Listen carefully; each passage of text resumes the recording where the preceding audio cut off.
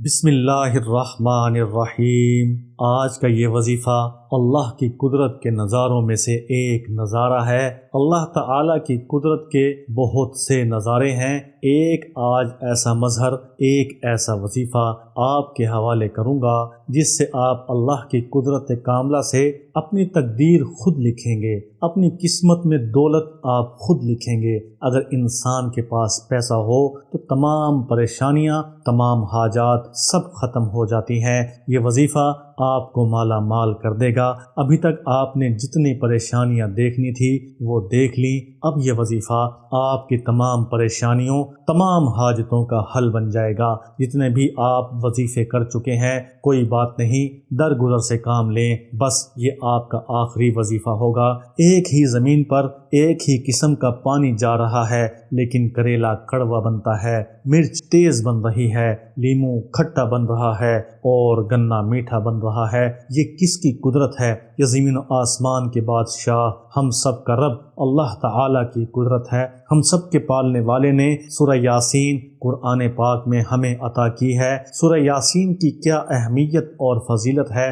رسول کریم صلی اللہ علیہ وسلم نے فرمایا، ہر چیز کا دل ہوتا ہے اور قرآن پاک کا دل سورہ یاسین ہے۔ جس نے سورہ یاسین کی تلاوت کی، اللہ اس کے لیے 10 قرآن پاک کا ثواب لکھ دیتا ہے۔ اس کی تلاوت سے بڑی سی بڑی حاجت پوری ہوتی ہے۔ ویسے تو قرآن پاک کے ہر لفظ میں برکت ہی برکت ہے، لیکن سورہ یاسین کو قرآن پاک کا دل کہا جاتا ہے۔ اس کی تلاوت کا بہت ہی بڑا اجر، بہت ہی بڑا ثواب ہے۔ اس کی تلاوت کرنے سے انسان کی جائز تمنائیں اور ضروریات پوری ہوتی ہیں، اور رزق میں کشادگی ہوگی اور غیب سے روزی عطا ہوتی ہے۔ آج آپ کے لیے ایک وظیفہ لے کر آیا ہوں جو بڑا بابرکت اور مجرب ہے۔ اس کی مدد سے آپ کی بڑی سے بڑی حاجت آپ اپنے اللہ سے پوری کروا سکتے ہیں۔ جتنے مرضی چاہے تنگی کے حالات کیوں نہ گزر رہے ہوں، جیسے مرضی مصیبت کے آپ کے اوپر کیوں نہ آ گئی ہو، کیسی ہی قسم پرسی کی زندگی گزر رہی ہو، بے شک آپ بہت سے وظیفے کر کر کے تنگ آ گئے ہوں گے۔ سب سے پہلے آپ نے اللہ سے امید نہیں چھوڑنی۔ جب تک آپ کا یقین اللہ پر مکمل اور کامل ہی نہیں ہوگا تو اللہ تعالیٰ آپ کی مراد کیسے پوری کرے گا؟ اللہ پر توکل ہی ہر وظیفے کے پورے ہونے کی جڑ ہے، بنیاد ہے۔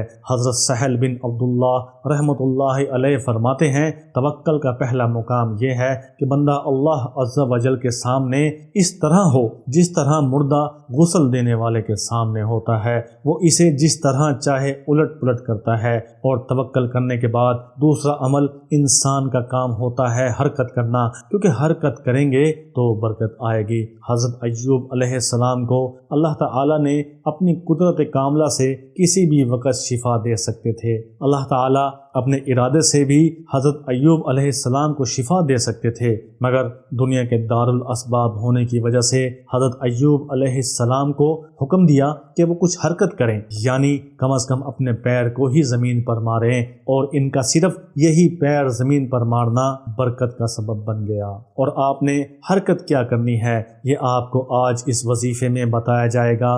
بس آپ کا کام یہ عمل کرنا ہے، آپ کی طرف سے حرکت ہو جائے گی، اور برکت دینا اللہ تعالیٰ کا کام ہے۔ سب سے پہلے آپ نے کچھ نہ کچھ صدقہ کرنا ہے۔ اگر آپ صدقہ نہیں کرتے یا ہمت نہیں ہے تو آپ کم از کم اس ویڈیو کو شیئر کر دیں، یہ بھی صدقہ جاریہ ہی شمار ہوگا۔ آپ نے عشاء کی نماز کے بعد اس عمل کو کرنا ہے۔ باوضو ہو کر جائے نماز پر بیٹھ جائیں اور قرآن پاک اپنے پاس رکھ لیں، کیونکہ آپ نے سورہ یاسین کو پڑھنا ہے۔ اور اگر آپ کو سورہ یاسین زبانی یاد ہے تو چاہے آپ قرآن پاک نہ بھی رکھیں، 7 مرتبہ درود شریف، درود ابراہیمی پڑھ لیں، پھر بسم اللہ الرحمن الرحیم پڑھ کر آپ نے سورہ یاسین شریف کی تلاوت شروع کرنی ہے۔ اور جب پہلا مبین کا الفاظ آ جائے تو وہاں پر آپ نے رک کر 21 مرتبہ یا اللہ، یا رحمان، یا رحیم کو پڑھنا ہے۔ اس طرح ہر مبین پر یہ عمل دہرانا ہے۔ سورۃ یاسین میں کل 7 مبین کے الفاظ ہیں۔ آپ نے 7 بار مبین پر رک کر ان کلمات کو 21 مرتبہ پڑھنا ہے۔ سورہ یاسین کے آخر میں کن فیکون کا لفظ آتا ہے۔ لفظ کن پر رک کر آپ نے 21 مرتبہ یا اللہ یا اللہ یا غنی یا اللہ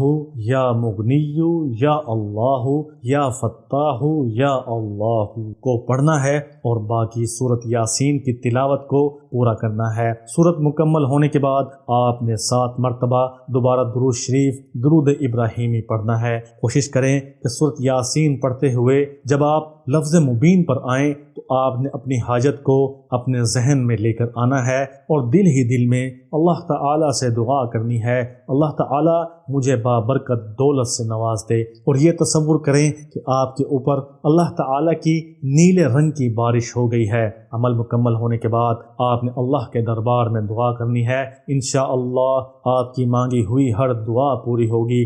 آپ کی جیسے چاہتے ہیں اس کے مطابق رزق، دولت اور ہر کچھ اللہ تعالیٰ اپنی قدرت کاملہ سے عطا فرمائے گا اور وہ سب کچھ مل جائے گا جو آپ نے مانگا ہے انشاءاللہ۔